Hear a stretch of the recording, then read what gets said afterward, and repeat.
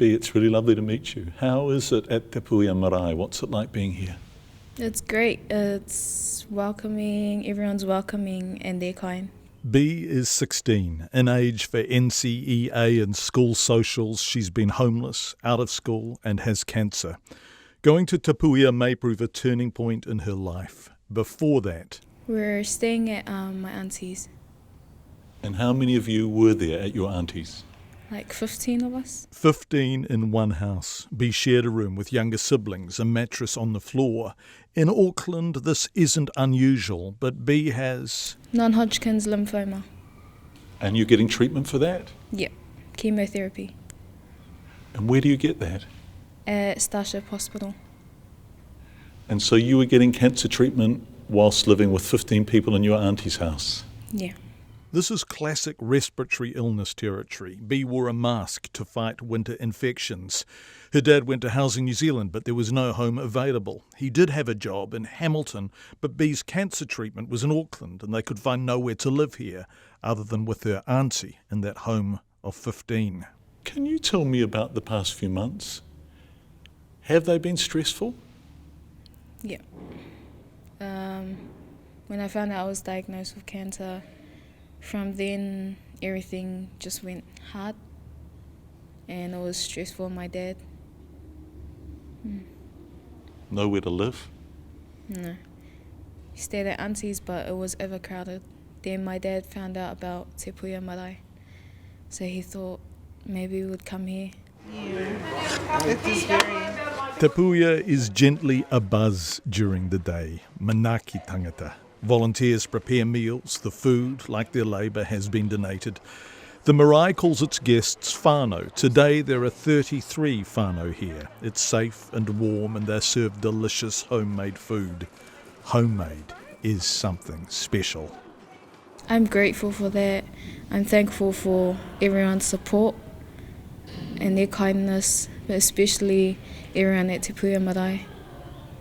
They've been so welcoming and kind from the day we got here, and I'm grateful for that.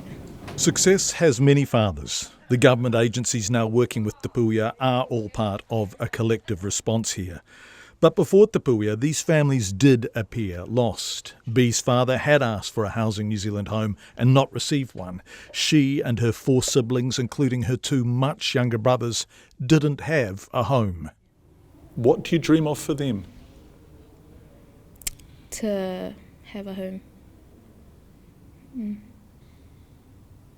It's not much to ask, is it? Mm. Now they have a home. Things happen when you come to Te Puea. Heard you the story of Bea? She came here last week and they had fallen through the cracks, really. Now they have a place to go, a new home. That must be wonderful for you. Oh, look, for everyone, John, for everyone, you know, it's high fives everywhere. There's a lot of satisfaction. There's a lot of humility in there too, to see that we're helping a really nice Samoan family on their way and onto the next stage of their lives. So that has to be a plus, because they're never going to forget the name Te Puea, that's for sure. And Te Puea is receiving so much support, they're now able to run a kind of food bank. People with homes but insufficient money for food are now getting help by the marae too. So Jackie, what is this food here? What's all this food? Loo rolls and lots of good healthy food. Yeah, vegetables, fruit as well, for the families that are in need of food. So we just do up food parcels and stuff like that.